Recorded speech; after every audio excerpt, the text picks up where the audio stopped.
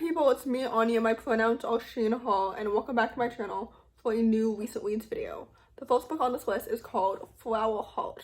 This book is a YA fantasy following a young sapphic main character as she tries to find a cure for her father's magical illness.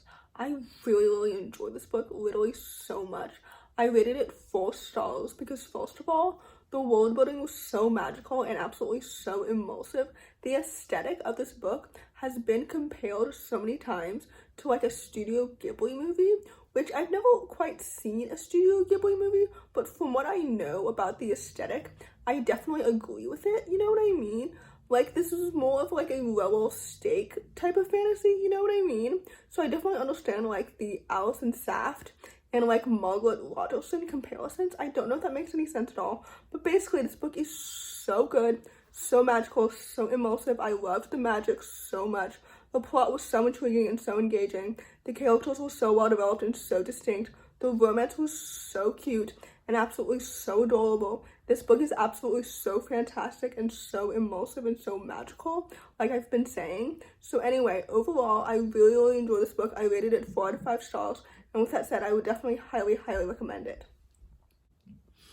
The next book on this list is called Lasagna Means I Love You. This story is a middle-aged contemporary following a young main character who is forced into foster care after her grandmother dies because her uncle can't take care of her. This story is absolutely so fantastic and it was so well done, and I rated it 4 out of 5 stars.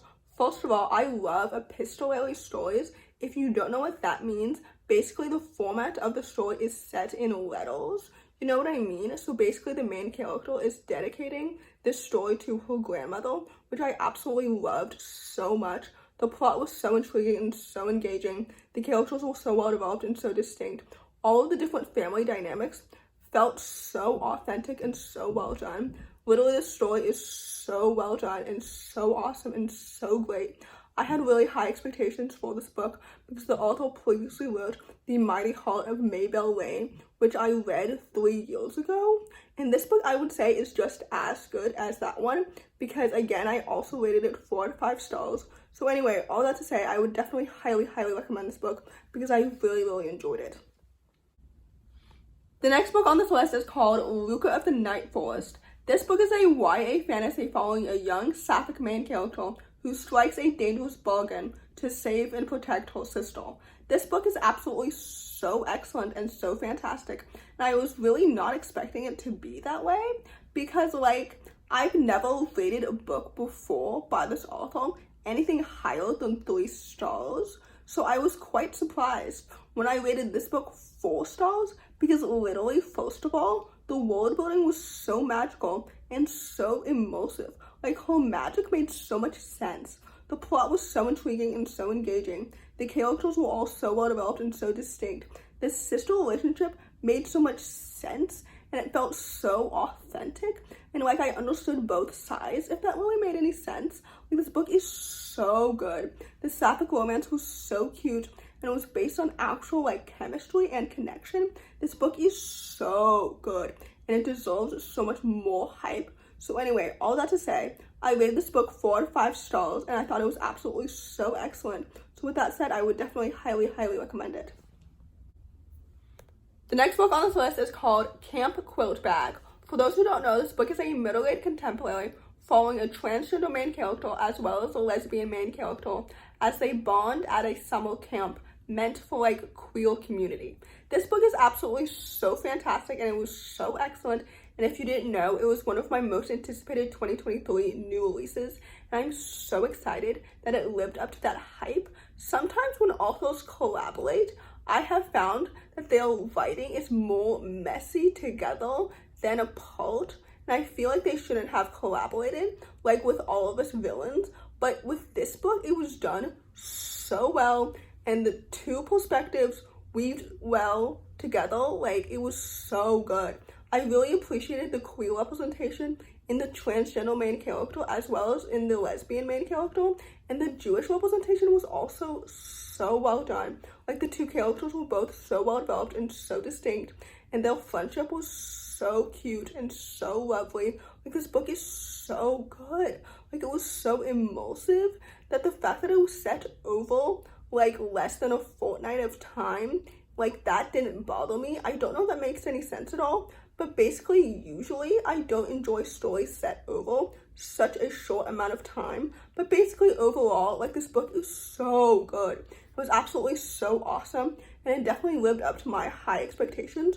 Although overall I would say these two authors do write better on their own, but they work well together too, if that makes any sense. But anyway, overall I rated this book 4 out of 5 stars. I would definitely highly recommend it. The next book on this list is called Dear Medusa. This story is a YA contemporary following a young bisexual main character who is navigating the aftermath of sexual abuse. So there's a huge trigger warning on this book for sexual assault. This book is absolutely so fantastic, and it was so well done. How many times am I going to say well done in this video? But anyway, first of all, the free verse format of the story made the writing so lyrical and so immersive. Literally, the plot was so intriguing and so engaging. The sapphic romance was so cute, so adorable, and so well developed.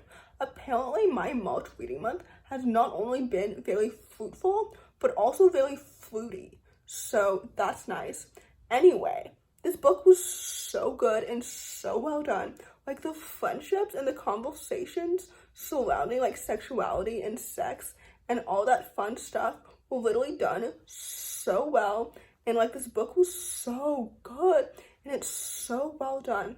I don't know what it says about me, but I love reading books about characters like navigating their journey after trauma.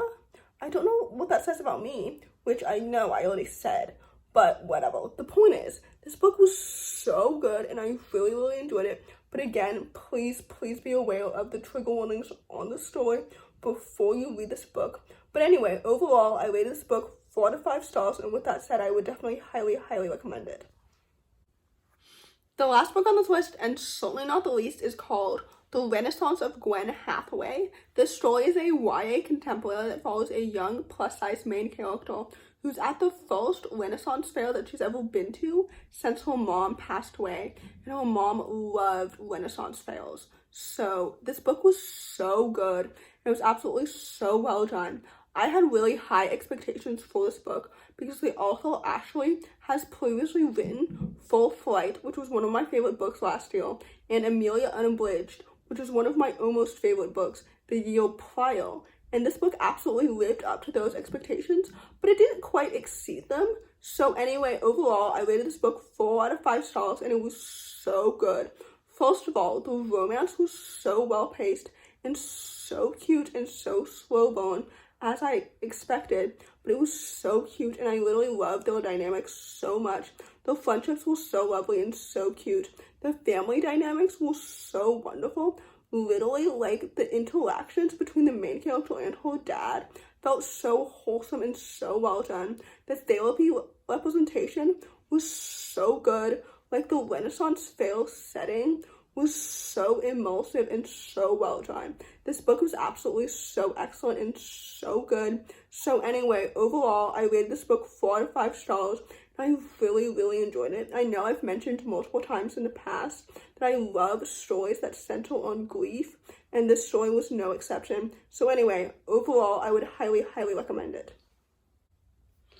So in conclusion, I haven't really had the time or the energy to film anything else other than recent reads videos, even though I've had like so many ideas to film like a reading vlog or a recommended reads video or whatever.